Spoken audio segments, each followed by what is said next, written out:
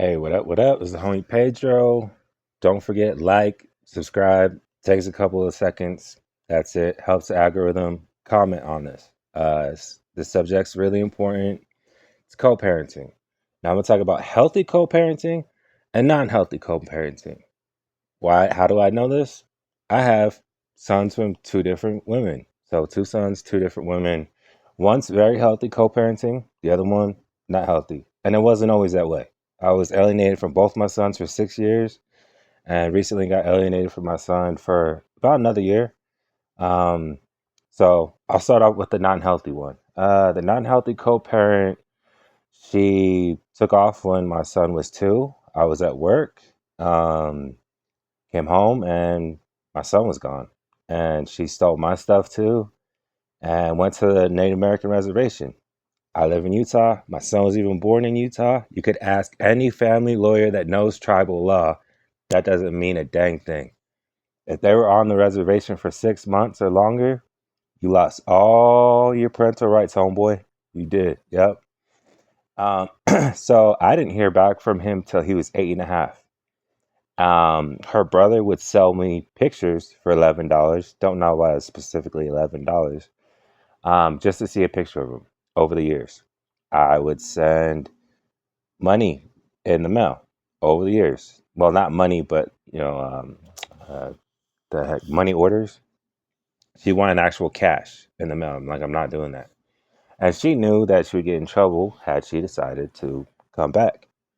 Um, just and I kept telling her, I was like, "There's no economy on the reservation. Anybody who's been on the Navajo reservation in New Mexico knows there's no economy. There's swap meets, there's a laundromat, there's fast food joints, and there's one small mini mart.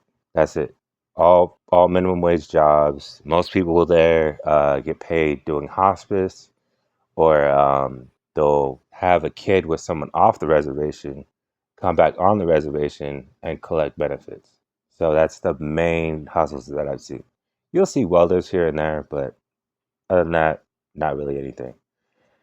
Anyways, fast forward about 3 years. So he's about 5, and she was actually talking about coming back, and I was like, "Oh man, yeah, that's amazing!" Like, yeah, and so I got this downstairs basement ready with my dad. My dad was all in on it, everything. The day before she was supposed to come, she tells me, "I'm married. Leave me alone." And I was like, "Wait, what? Like, you're married?" I didn't even know she was dating. Didn't really care. I just wanted to see my son. And so then I call her, and then she tried to put stalking charges on me. And when I showed the cops all this text message thread, and then just like, "I'm married, leave me alone," I'm like, I don't know if that's even her, because she won't even talk to me. That's why I'm calling. And then, I did my little cyber stalking stuff on Facebook. And then turns out she is married to her coworker that I've met before that she was cheating on me with. But yeah, over the years, ever since he was 2, I've met him 3 times. Highly coached, very calm, reserved, doesn't talk much. Um, Takes me about an hour to get a sentence out of him. But yeah, and I was alienated from my dad when I was younger, and I didn't find out my mom was the bad person until I was about 16, when I got kicked out of school, and my dad said he wanted me to live with him so I would graduate. And my mom said no, he has to quit school and work to help me with bills. Well, her payday loans. And then my dad is just like, "I'll give you my tax money." And then right away she said, "Okay, yeah, have him. I don't want anything to do with him." And at first I knew it was weird because I've never heard them talking in the same apartment together, let alone the same room. And I'm just walking up the stairs to his apartment. I could hear it. So I was eavesdropping, had my ear against the door, all that stuff. Um, but yeah, I remember, I'll never forget, like, she walked out and just walked past me. Didn't even look at me. I know she knew I was like right in front of her, but I think she was just happy to get rid of me. And so, yeah, that's crappy co parenting. That's why she has nothing to do with my sons. Nothing. Nothing. So, here's the healthier co parenting. and like I said, didn't start off this way. Um, she actually she would she would get really angry, and she would start trembling when she would get angry, and I would never know. I'd like come home from work, never know what she's angry about. She accused me of cheating, and you know that number one rule, like if someone's accusing you of cheating, they're probably cheating. And so I was like, okay, well, that is weird. She went through all my texts, like my texts on Facebook before they had Messenger, and she didn't find anything. All the girls I was talking to was like, hey, can I get free tickets to this? I'm trying to take my lady out here. Or, hey, I heard your brother died. When's the funeral? Cousin died. When's the funeral? Important stuff, nothing like, oh my gosh, like you're hot. Like, let's hook up. Um, and then she rushed at me with a knife. Uh, then she kicked me in the balls. Then I pushed her away and I punched my own TV, walked out. Shouldn't have went back to the apartment, went back, got my first domestic violence. Then she knew from that experience that she could basically do anything with impunity, which the domestic violence laws need to change because, yeah, of course, I know women get hit. My sister was part of that. Her ex used to hit her, and I handled that. Um, but anyways, it wasn't one of those. The majority of the times I see people, they'll try to work things out. I kept going back to her place trying to work things out. She would get mad about something. She would yell so loud that the neighbors would call the cops, thinking that something bad is happening. Or she would just call the cops. One time I was playing a video game, hits me while I'm playing the video game. I got up just out of like, just being like, what the hell? And then she ran the room, and I'm thinking, okay, she's just going to chill in the room. Then I hear that boom, boom, boom, boom, that police knock. Look out the peephole, don't see anybody. Go back to playing the game. Boom, boom, boom, boom, boom.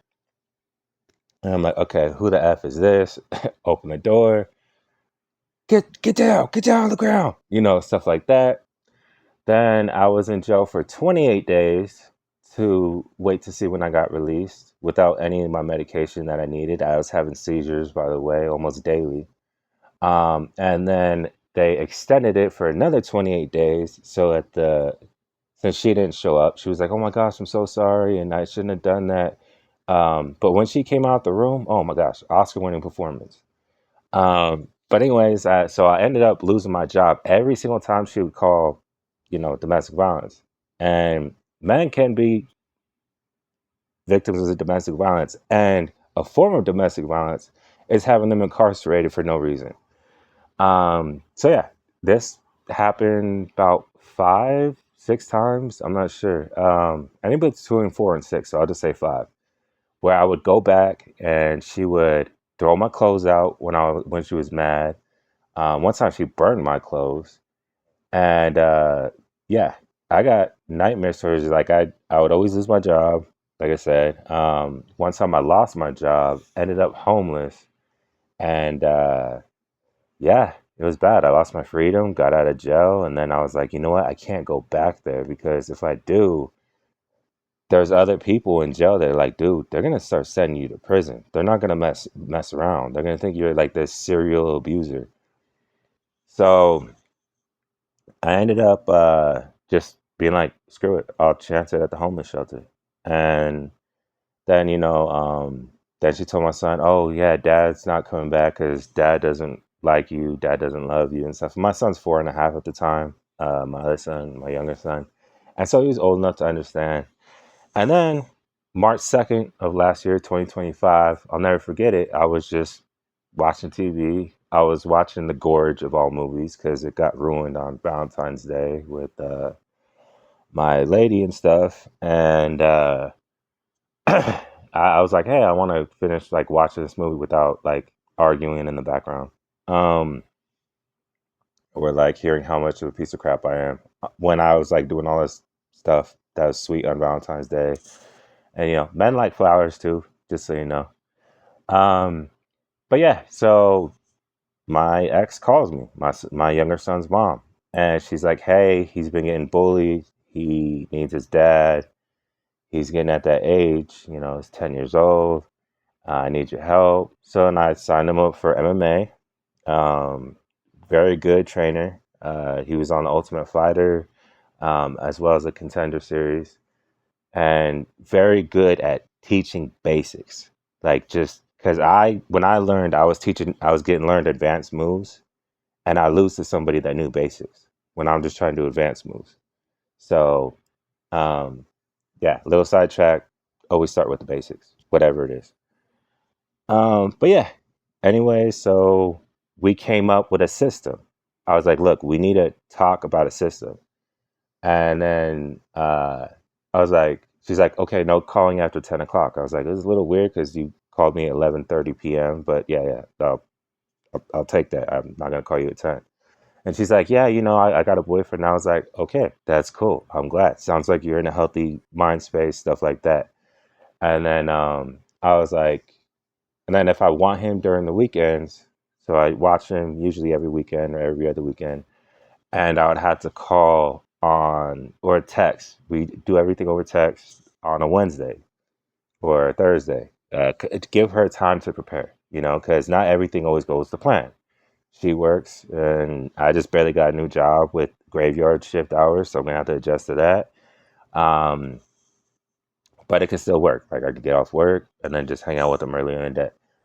Um, but yeah, it's a work in progress. But there's also another thing that I had to tell her. I was like, no meeting in private places. I'm not gonna go to your house and meet you. There's a school down the street. There's a security camera right there. I'll meet you in that parking lot. And so I would. And then I would always bring either my dad with me or my brother. And that works. Like she didn't get too offended. It's a block away. It's not like she could make up like, oh, I can't walk a block. Um, but yeah. And the reason why I came up with that one is because I have a friend. I'll just say his first name, man. His first name is Gene. He's one of the most intelligent people I've ever met. Legit genius. Had scholarships for being a genius. And he had a daughter, or has a daughter. And the mom ended up being like, hey, I want to work things out together. Can you come over to my place? So Jean goes over to her place and just starts trashing everything. Just starts trashing everything. And well, she had already trashed. He said he walked in there and her kitchen was already a mess. It's one of those places you walk in, kitchen's the first room. And the cops were already on their way.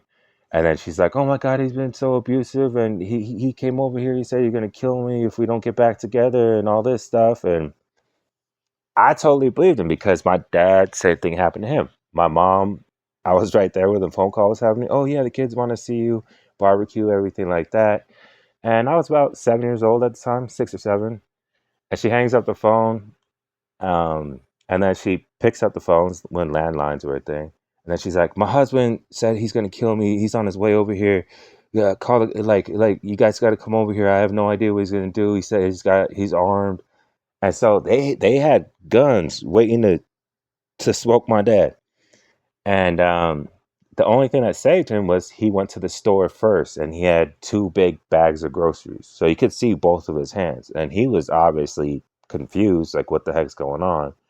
And then they tackled him down, took him to jail. And, you know, and the bad thing about domestic violence is if you accuse a man of domestic violence, I really think that women should get twice what they accuse someone of.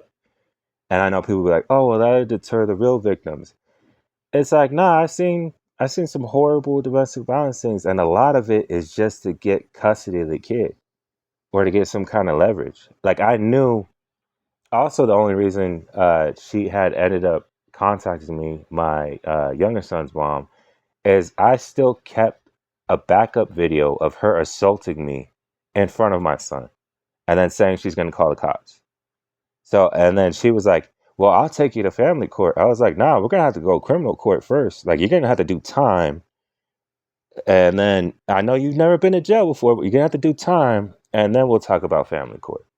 So it really is like a game of cat and mouse. Keep everything documented, and for God's sakes, get along with them. I mean, my younger son's mom and I, we still argue sometimes because sometimes some things pop up. Like I was supposed to go see my son, I ended up in the hospital. I was like, hey, I can't really control that. Like I ended up in the hospital. Another time, I forget what it was, but something popped up last minute, and I was like, "Hey, I can't pick him up." Same things happened to her. Something pops up last minute, and she's like, "Hey, he can't hang out." So that's the bad thing about co-parenting. Um, but yeah, always keep your head on a swivel. Always keep everything documented, and do not date women from the Navajo reservation because if you do and you get her pregnant, all she has to do is take that kid, and it's not a dang thing you could do.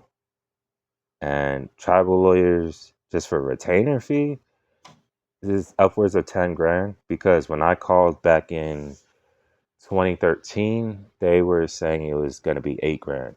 So due to inflation and 13 extra years, I'd imagine it's probably double, probably double. And then you see guys that are just crushed after going through the family court system.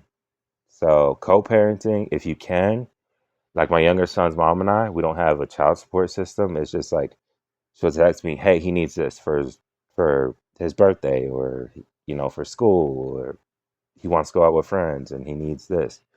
And I'll be like, "Okay," and I'll wire the money. It's never any crazy ask. Whereas my younger son's mom, I had paid her deposit for her to get into a apartment. Sorry, it's a little bit longer video. I'll keep it one more minute.